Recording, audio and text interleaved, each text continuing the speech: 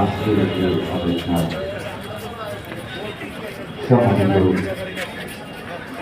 সম্মানিত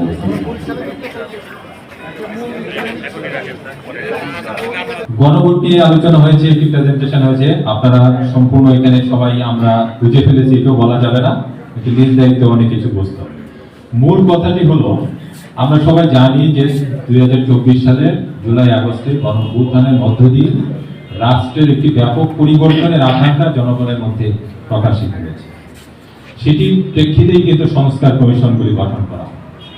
সংস্কার কমিশনে দীর্ঘ সময় ধরে আমাদের রাজনৈতিক দলগুলো, আসলে একটি রাষ্ট্রে জনগণের প্রতিনিধিত্ব কারা করে? রাজনৈতিক দলগুলো, কারণ তারাই তো জনগণ, আমরা প্রতিনিধি। গণতন্ত্রের ধারণাটাই এটি যে আমার প্রতিনিধি যাবে, উনি যেটি বলবে ধরে নিতে হবে এটি জনগণের কথা। হ্যাঁ, ওখানে অবশ্যই ভিন্ন মত নাই।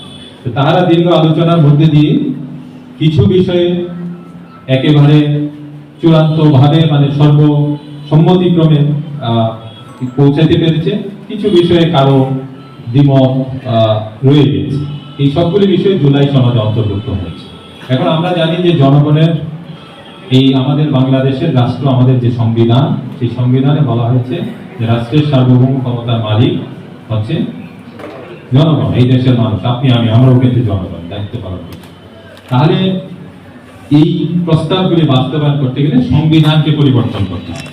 সংবিধান পরিবর্তন করলে সংবিধানের যেহেতু সার্বভৌম ক্ষমতার মালিক জনগণ, তাহলে জনগণের মতামত নিতে হবে, এটি গণভোটের উদ্দেশ্য। ওইখানে যদি আমি এক কথায় বলি যে আমরা যদি আগামীর বাংলাদেশ পরিবর্তিত একটি সুন্দর বাংলাদেশ চাই এবং আমরা চাই এই সংস্কার প্রস্তাবগুলি বাস্তবায়িত হোক, তাহলে হা ভোট দিতে হবে। আর যদি আমরা না চাই যে এই প্রস্তাবগুলি বাস্তবায়িত না হোক, আগের মতোই চলো, তাহলে আমরা না ভোট দিই।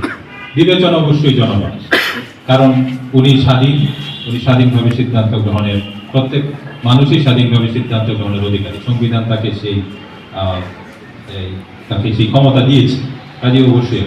কিন্তু আমাদের এখানে উদ্দেশ্য হলো এই মেসেজটি পৌঁছে দেওয়া যে আমরা যদি পরিবর্তনের আকাঙ্ক্ষা থাকে, আমরা যদি মনে করি একটি পরিবর্তন বাংলাদেশ দরকার, তাহলে হা ভোট দিতে হবে।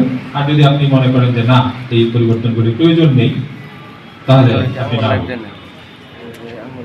আমরা এখানে প্রথমে আমি উত্তর দেওয়ার সময় বলেছিলাম আমাদের এখানে ডাকার উদ্দেশ্য আপনাদেরকে যে আমরা এখানে অনেক শিক্ষক আছেন, আমরা জানি এখানে সাংবাদিক বৃন্দ আছেন, এনজিও কর্মী বৃন্দরা আছেন, আপনারা প্রত্যেকেরই অনেক মানুষের সঙ্গে আপনাদের যোগাযোগ আছে।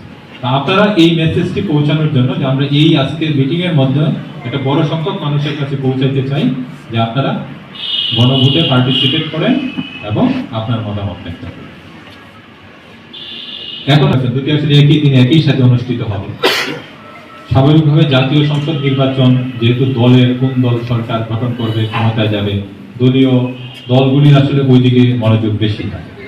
গণভোটে কিন্তু আসলে সরকার পরিবর্তন হবে, গণভোট হবে আগামীর, তারা তখন এই সনদ অনুযায়ী সেই মানে আমরা তাদেরকে ক্ষমতা দিলাম, ভোট দেওয়ার মাধ্যমে সেই প্রতিনিধিদেরকে আমরা ক্ষমতা দিলাম যে আপনারা যে কমিটমেন্ট করেছিলেন, যে সনদে যে স্বাক্ষর করেছিলেন, সেগুলো বাস্তবায়ন করার জন্য আমি আপনাকে আমার পক্ষ থেকে ক্ষমতা দিলাম। আর যদি আমরা না ভোট দেওয়া যোগ্য হয়, তাহলে তারা সেই ক্ষমতাটি পাবেন, তারা সেই পরিবর্তন করতে পারবে। তাহলে এখন রাজনৈতিক দলগুলো কিন্তু সংসদ, তাহলে তার মানে তার সংসদ নির্বাচনে অংশগ্রহণ করে তাকে এমপি হতে হবে।